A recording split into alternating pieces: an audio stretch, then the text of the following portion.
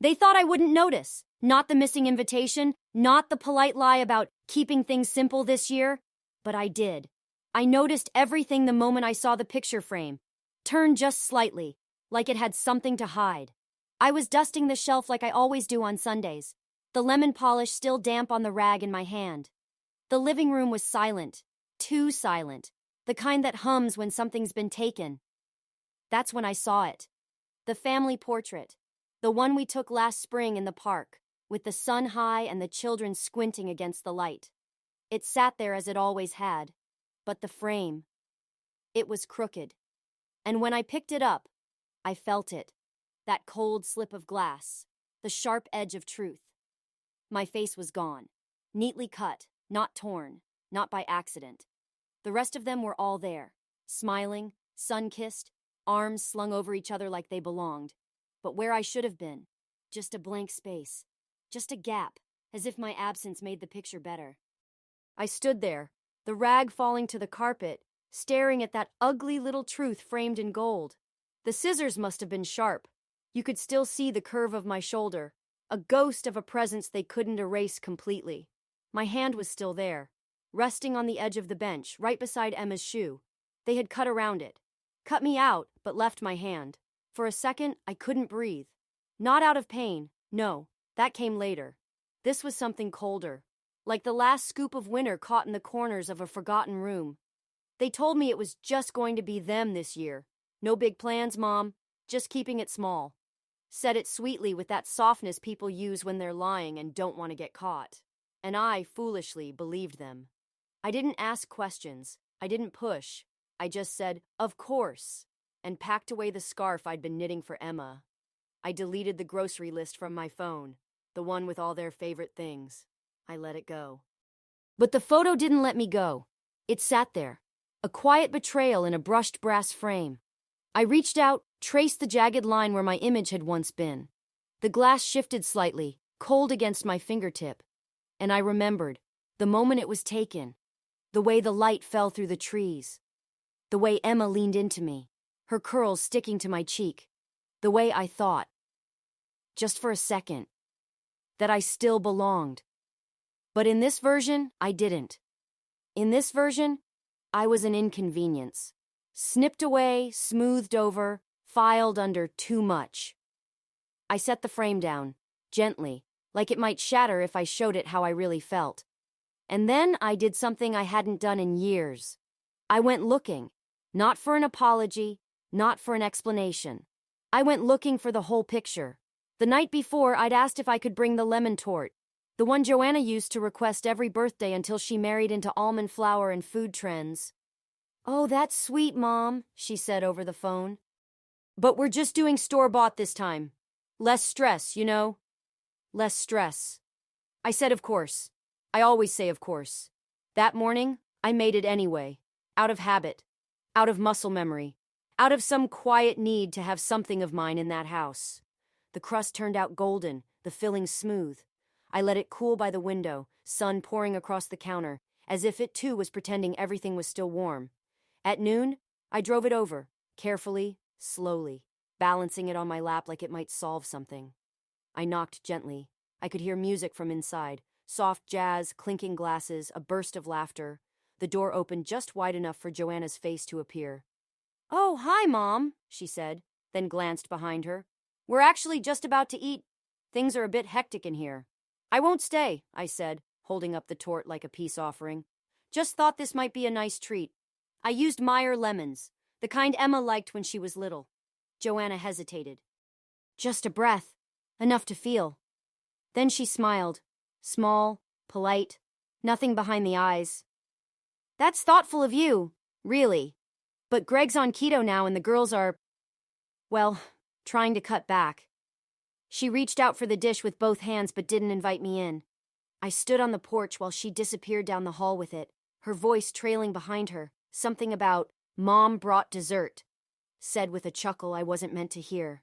Through the open door, I caught a glimpse of the dining room. The table was already set. White plates, cloth napkins folded in triangles, a centerpiece of dried lavender in a mason jar. There were 10 chairs, not a single one waiting for me.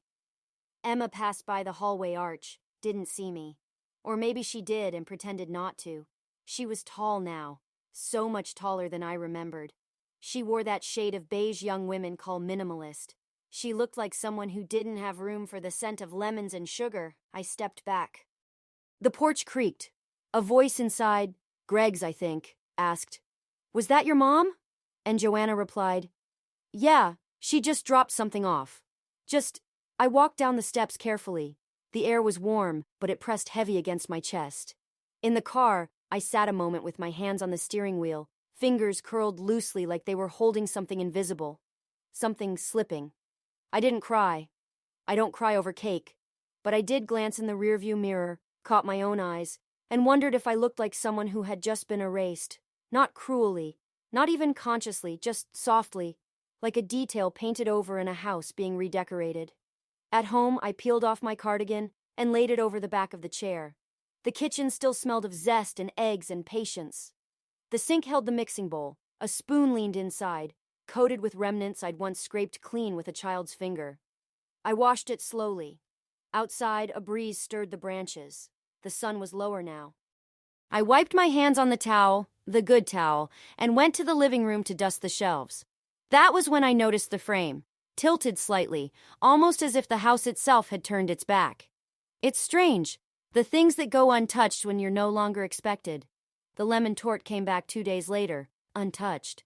Still in the dish I'd left it in, plastic wrap clumsily reapplied, as if someone had tried to pretend it had never been removed from the fridge. Joanna handed it off with a vague apology. "I meant to text you. It was lovely of you, really, but we just had too much food." She didn't meet my eyes. Back home, I set the dish in the sink. I didn't unwrap it. I didn't even look at the torte. I just turned on the water and let it run until the edges softened and the crust began to slide off the glass like a memory dissolving. That afternoon, I made tea. I always do. 1 bag, half a spoon of honey, steeped exactly 5 minutes. The cup had a small chip on the rim, the kind you memorize with your lips over time. I sat at the table, the same table where Greg once carved his initials in the underside, during a spelling lesson gone wrong. I never sanded it out. I liked knowing it was there. The kitchen was silent except for the tick of the clock and the hush of the kettle winding down. The house used to echo with voices, children's feet slapping against hardwood, the whistle of Joanna's impatient sighs, the television murmuring from the next room. Now it was all held in hush, not peace, not rest, just the kind of quiet that grows over a space like ivy. I still set 2 places at the table out of habit. One for me, and one for, I don't know, for memory maybe, for someone who might remember. I folded the napkin, the white one with the embroidered rose in the corner, the one I always brought out when Emma stayed over as a child. She used to trace that little rose with her finger while she talked about school, about friends, about the stories she'd made up in her head. Now when I call, she rarely answers. Last week I left her a voicemail, cheerful, clipped, trying not to sound as old as I feel. She texted back 2 days later. "So sorry, Grandma. Been slammed with school. Love you." No punctuation, no question, no warmth. I responded with a heart emoji, one of the blue ones. Not because it meant anything, but because I didn't know what else to send that wouldn't feel like begging. The same napkin sat folded again today, untouched. It's begun to yellow slightly at the edges. I think it needs washing, but I'm afraid if I do, it'll unravel. The thread is old, and old things don't hold up the same way they used to, like me. When I dusted the living room shelves, I found the photograph again, still crooked, still sitting there like it didn't know what it was hiding. I reached for it, glass cold like always, and lifted the frame. And then I saw it. That hollow space, my face, gone. Cut cleanly out, not torn, not faded, just missing. They left the rest of the picture. Greg's arm slung around Joanna's shoulder. Emma's toothy smile. Even the sunbeam that hit the top of Mark's hair like a blessing. But where I should have been, a hole. I traced it with my finger. Right there you could still see the edge of my shoulder. The sleeve of that floral dress I wore only because Emma had said it reminded her of spring. A sliver of my hand still rested on the bench beside them. They had cut me out, but couldn't erase everything. Not completely. I sank into the couch slowly, frame in my lap, staring at the place I no longer occupied. It wasn't a mistake. It wasn't a joke. It was deliberate. Someone had taken scissors and trimmed me from their lives like you'd cut out a coupon or a scrap of wrapping paper that didn't match the rest. I don't remember the last time someone used my name in that house. Not Mom, not Grandma, just Ruth, if they spoke to me at all. I pressed the frame to my chest. It was cold and hard and sharp at the corners, but I held it like it meant something, because once it had. I used to think photographs told the truth, but now I know. They tell the story someone wants to remember, and sometimes that story doesn't have room for you. It was the same park. I remember now. The one in the photo. The one where they'd cut me out. But before it became that picture, before the edges were trimmed and the truth carved away, it was a day full of light and laughter. It was Emma's idea. "Let's do a picnic, Grandma," she had said, her little voice buzzing through the phone, high and certain like children always are when they still believe you're their whole world. "We'll bring the blanket and the apple juice, and you can bring those cucumber sandwiches with the squiggly edges." Of course I said yes.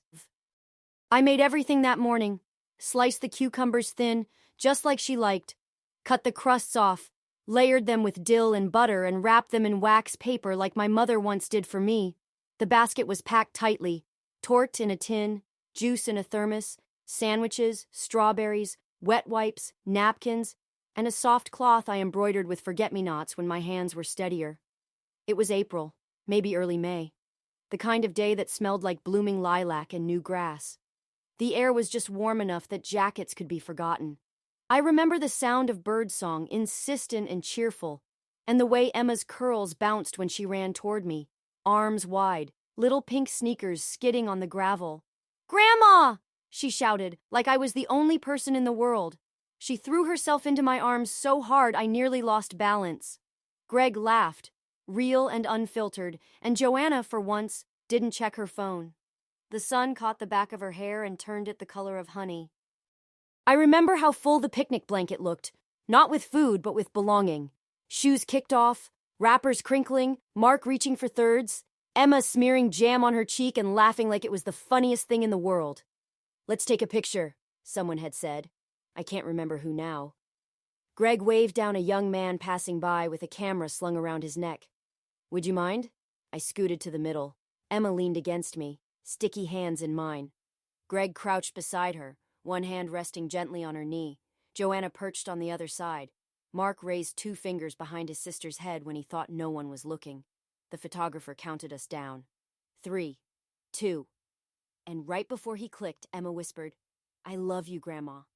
I didn't even have time to answer. I just smiled, wide and real, full of something warm and sure. The sun was behind us, casting everything in gold. That's the photo they cropped. That's the day they erased. I remember walking home later with the picnic basket creaking on my arm. My knees ached from sitting too long, but I didn't care. I felt whole, like I'd been stitched back into the world. That cloth I'd used, the one with the forget-me-nots, I still have it. I found it last week, folded carefully in the linen drawer under the aprons no one wears anymore. The blue embroidery is faded now, but the thread is still strong. I took it out tonight, laid it across the table, smoothed the corners. It looked smaller than I remembered, but maybe I just feel bigger now, not in body, but in the space I've had to grow around their absence. I stood there, palms pressed against the table, and saw it clearly. That day had once been the proof that I had mattered, that I had loved and been loved. Now the photo says otherwise. Now the photo says, she was never there. But I remember the sun, the jam, the whisper. I remember Emma's sticky hand in mine. And no pair of scissors can take that from me. For a moment, I thought maybe it had been a mistake. Maybe the photo had slipped from the frame during cleaning. Maybe Emma had dropped it, or Greg had fumbled with it while rearranging the shelves. And what I saw, that gap, that cut, wasn't deliberate, but accidental, an oversight, a simple human error. Hope does that. Even after everything, it slips through the cracks like light beneath a door you thought was shut. That evening, I called. Joanna answered on the second ring. Her voice was casual, almost distracted. I could hear water running in the background and someone, likely Mark, thudding up a staircase. "Hi, Mom," she said, polite as ever. Hi, sweetheart, I said, keeping my tone even. I was just dusting today and, well, I noticed the family portrait in the living room looked a bit odd. My picture was missing. Has the photo been damaged? A pause. A quiet, sharp pause. Oh, she said, too quickly. That? I think it must have been the kids. Emma was using the scissors for a school project. Maybe it got caught, or... She stopped herself. I waited. The silence thickened. A pot clanged in the background. I can check, she said finally, softer now. But honestly, it's not a big deal. We have the digital file somewhere, I think. I can get it reprinted. Somewhere. A word that means, don't ask again. That's kind of you, I murmured. But I was just wondering if maybe I could have a copy of the full one. The original. Another pause. She sighed, and I heard the clink of a wine glass placed gently on a counter. I'm not sure where it is, but if I find it, I'll let you know. We didn't talk much longer. She said she was busy. Dinner nearly ready. I wished her well. Told her to say hello to the kids. She said she would. I doubt she did, but for a moment after the call ended, I still held on to something. Maybe she would look. Maybe she'd remember. I sat by the window, tea cooling on the sill, and imagined Joanna flipping through folders on her laptop, pulling up the picture, smiling softly as she realized the mistake. I imagined her calling back saying, I found it, Mom. I'm sorry about before. But the call never came. And the next morning, when I walked past the frame again, it was still there, still crooked, still silent. That day, I dropped off a scarf I'd finished knitting for Emma. Deep navy, the color of her winter coat. I left it on the porch with a note tucked into the folds. A little gesture, a small thread of connection. I rang the bell, but no one answered. From the window, I saw a flicker of movement. Joanna in the kitchen. She turned, saw me through the glass. Her face shifted just slightly. A glance, not of surprise, but of calculation. Like she was trying to decide whether to open the door or let the moment pass. She chose the latter. She looked away. The curtain fell back into place. And just like that, the tiny spark I'd been holding, that quiet little flame, blinked out. I stood there a few more seconds, scarf in hand, note trembling slightly beneath the yarn. Then I set it down on the step. No knock, no message. Back home, I opened the linen drawer again. The forget-me-not cloth was still there, folded neatly, waiting. I laid it over the table and sat in silence. Sometimes you think if you just keep showing up, with food, with gifts, with patience, that love will find its way back. But sometimes all you're doing is knocking on a door that no one plans to open. I didn't turn on the lights that evening. Not in the kitchen. Not in the hallway. The sun had dipped below the hedges, and the room sat in a wash of gray-blue shadow, soft, almost kind in how it concealed the details. The chipped counter, the mail I hadn't opened, the fading embroidery on the cloth I hadn't moved since I laid it out. I sat in the same chair I always did, tea untouched, hands limp in my lap. There was nothing to wait for. No reply to the scarf, no call, not even a thank you text from Emma, who used to draw me pictures of smiling suns and write "Grandma loves" in shaky pencil. I stared across the room at the wall where the photo had once hung, that space above the fireplace now marked by a pale square of unfaded paint. It looked like a missing tooth, or a scar. The frame itself sat face down on the coffee table, still cold, still silent. I hadn't put the photo back in. I couldn't. Not since I saw the shape of myself missing, that ragged, unnatural void where my face used to be. It wasn't just a photo anymore. It was a truth, that I was no longer meant to be part of the picture. My body felt heavy in the chair, not tired like after a long day. This was different. A weight not on the limbs, but beneath the skin, in the bones, in the blood. A kind of stillness that felt permanent. I looked down at my hands. They rested quietly on the edge of the table, palms open. The skin was thinning now, delicate, nearly translucent. The blue veins ran along the backs like faded roads on a map no one followed anymore. These hands had braided hair, packed lunches, buttoned little coats. They had wiped tears and baked bread and written checks without second thoughts. They had rocked babies and held dying hands and typed letters when arthritis made every key a mountain. And now they folded laundry no one said thank you for. They left gifts on porches that went unopened. They weren't cruel hands, but they had become invisible. I reached across the table and picked up the photograph, flipping it once more to face me. There she was, or what was left of her. A sliver of shoulder, a cut edge. But then I noticed something I hadn't before. A faint imprint in the bottom corner of the print, almost hidden by the matting. A watermark. Pine fern photography. I whispered it aloud, voice barely breaking the air. It was something. Not an apology, not a return invitation, but it was something real. A thread to pull. A name to call. I set the frame down and walked to the hallway drawer where I kept the old address book. The kind with creased pages and fading ink, where names I hadn't said aloud in years lived like ghosts. But before I opened it, I paused. My reflection in the hallway mirror caught me off guard. I looked older than I remembered. Not because of the gray hair or the soft lines beneath my eyes. I'd earned those. No, what startled me was the expression. It wasn't sadness. It wasn't even disappointment. It was absence. Like a woman still sitting in the room long after everyone else had left. Like a figure no longer needed. Just present. And only barely. My cardigan hung loose around my shoulders. The same one I wore every time I visited. The nice one. Soft blue. No pills. I pulled it tighter out of habit, though the house was warm. And then I noticed the lemon. One I'd picked up last week with the intention of baking another tort. It sat alone on the kitchen counter, bright yellow against the dull gray tile. Still firm, still whole. A burst of brightness that no one had asked for, that no one would use. That lemon, round and vibrant, sitting untouched in a quiet kitchen. That was me. Still full of something, still capable of sweetness, but left out anyway. I walked to the counter, picked it up, held it in my palm. Then I placed it in the bowl of fruit I kept near the window, arranged it gently beside the apples, and I whispered, to no one in particular, I won't ask again. The lemon had begun to soften. Just slightly. The kind of change you don't notice until it's too far along. A small dent near the stem, the peel losing its shine. I picked it up that morning, thumb pressing gently into its side, and thought, even fruit grows tired of waiting.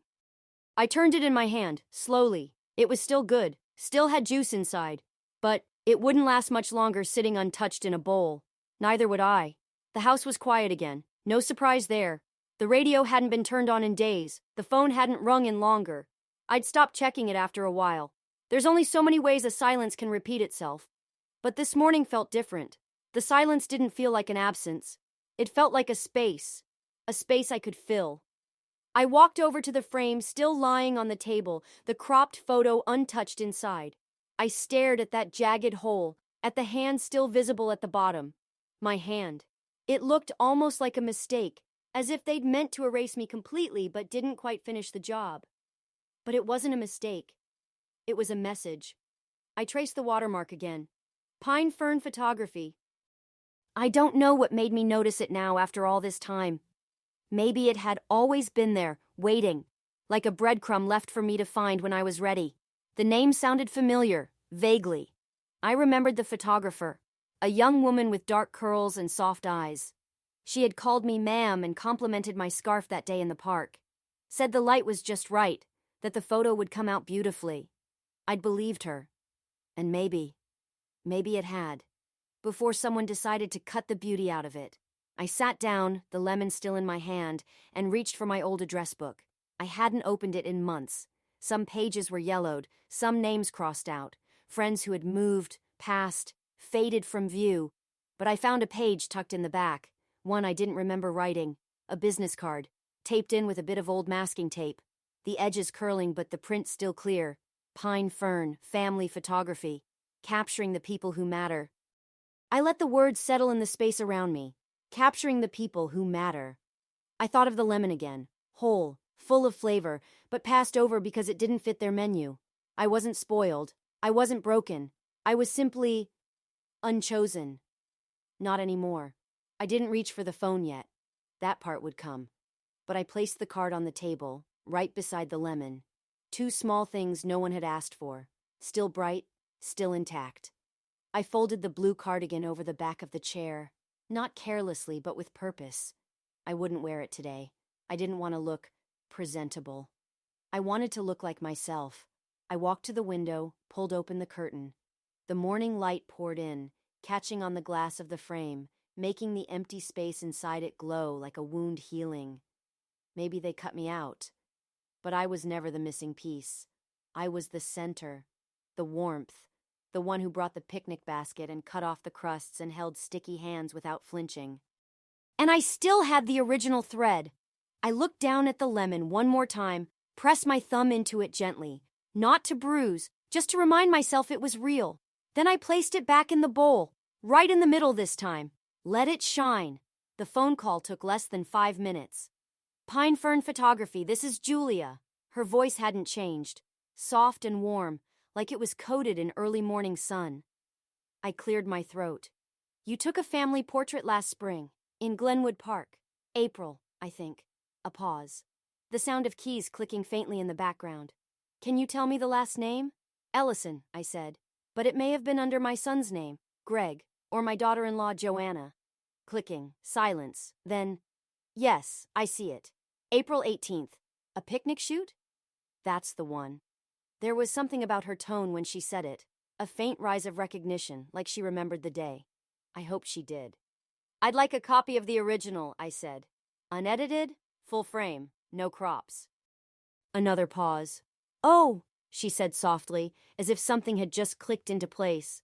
Of course, ma'am. I can have that reprinted and shipped. Do you still live at the same address? I gave it to her again anyway, carefully, clearly. Do you want any edits? No, I said. I want the version with the sunlight on Emma's hair and my hand on her back, the way it was taken. She didn't question it, just said, yes, ma'am. It'll be in the mail by tomorrow. I hung up and let the silence fill the house again, but this time it felt different, less like emptiness, more like space. The next morning, the envelope arrived in a flat, sturdy parcel marked, "Do not bend." I didn't open it right away. I made tea first, used the good cup, the one with the chip I'd grown to love. Then, with steady fingers, I peeled the paper back and drew the photo into the light. There it was, the original, all of it. There I was, right in the middle, holding Emma close, her curls brushing my cheek. Greg's arm behind me. Joanna angled slightly, caught mid-laugh. Even Mark, awkward and lanky, barely containing a grin. And me. Not glamorous, not posed, but present. Unmistakably part of the picture. I didn't cry. I don't cry over photos. But I did feel something shift. A settling. Like a puzzle piece finally pressed into place after being forced out of its own shape for too long. I set the photo gently on the table and went to the hallway closet. Dug through the bottom drawer until I found the brass frame. Not the one they'd used, a different one. One I had bought decades ago at a church fair, still solid, still heavy in the hands. I cleaned the glass, dusted every corner, cut a fresh piece of backing paper. Then with care, I slipped the photo into the frame, pressed the tabs down one by one until it was sealed again. I walked to the mantel. Not the one in the living room. I didn't want it there anymore. Not after what it had held. No, I chose the shelf in my bedroom. The one above the cedar chest, next to the lamp that casts everything in soft gold when the sun goes down. I placed it there, centered it, and sat. The light caught the glass just right. I could see my smile again. Not the perfect kind, the real one. The kind that came from feeling someone lean into you, knowing they felt safe. That version of me still existed. They could crop the photo. They could edit the frame. They could tell themselves I wasn't needed or present or relevant. But the truth lived here, on this shelf, in this home, in this woman. I ran my finger lightly across the edge of the frame and whispered, not for drama, not for defiance, just for truth. I was there, and that would be enough. I didn't tell anyone I was coming. I didn't call ahead, didn't ask permission, didn't wait for an invitation that was never going to arrive. I simply dressed. Not in my usual cardigan or the soft blue sweater they'd come to expect. I wore the scarf from that day in the park, the one the photographer said brought out the gold in my eyes. I tied it carefully beneath my chin, pinned it with the brooch Emma gave me when she was 8, a cheap little enamel flower she bought with her allowance and had wrapped in a napkin. I wore it like it was made of diamonds. The evening was still, sky faded to lavender. I walked the path to their house slowly, carrying a small box under one arm and the photo under the other. I'd had it reprinted again, just one more time, this time framed and matted in soft linen. I wrapped it in brown paper and tied it with kitchen twine. No note. They were all inside. I could hear them through the open windows. Laughter, silverware, the clink of glasses. Someone saying, "Pass the salad." A dinner I hadn't been told about, likely one of many. I stood on the porch for just a moment, not to knock, not to linger, but to remember. This house, this doorway, this silence. And then I did the only thing I came to do.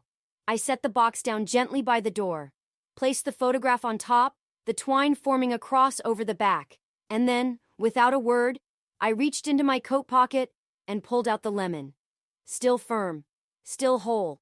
I'd kept it all this time, not out of bitterness, but out of stubbornness, a reminder that something doesn't have to be used to be worthy, that being passed over doesn't mean you've gone bad. I set it down carefully on top of the parcel, bright yellow against the brown paper, like a sunbeam refusing to fade. And that was my message. No yelling, no confrontation, just one last offering. Not for them. For me. I turned, walked down the steps, and didn't look back. The scarf fluttered slightly in the breeze. The brooch caught the light. And somewhere inside the house, forks scraped plates. Chairs shifted. A child laughed. They wouldn't notice the package right away. They might not even see the lemon until it rolled slightly out of place. But eventually, they'd open it. And they'd see the photo, whole, untouched, with me in the center, hand on Emma's back, sunlight in my hair, belonging without apology. No one could take that from me now. I didn't need a seat at their table. I'd reclaimed my place in the picture. It was 3 days later when the phone rang. I let it buzz once, twice, then silence. They didn't leave a message. I didn't need one.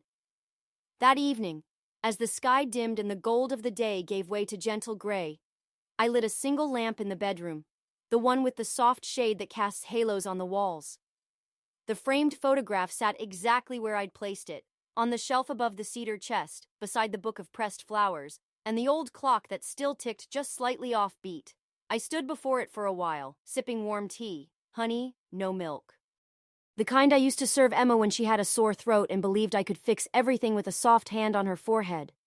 The photo glowed in the lamplight, my face untouched, my hand still holding, my presence undeniable. And just behind the glass, caught in that slant of soft light, you could see the faintest glint, the curve of my wedding ring, the one James gave me in a church with no air conditioning and wildflowers in mason jars. That ring still fits, and so do I, in this photo, in this life. They didn't call to apologize. They didn't return the scarf or comment on the lemon. I didn't expect them to. That part of me, the part that hoped for their return, their recognition, their remorse, had quietly folded itself away like winter linens in spring. I no longer needed their permission to feel whole. I had the picture, I had the memory, and more importantly, I had the truth. That evening, I did something I hadn't done in years. I baked, not for them. Not in case they dropped by, not to fill a space or win back favor, just for me.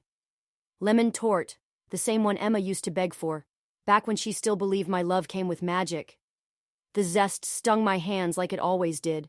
The crust crumbled just slightly. Too much butter, not enough chill. I didn't mind. I baked slowly, with care. The house filled with citrus and sugar and something older, something almost sacred. When it cooled, I cut a slice, just one, plated it neatly. White dish, embroidered napkin, the one with the fading rose in the corner. I carried it to the table. Sat. There were no empty chairs tonight, no waiting plates. Just me, the slice, the stillness.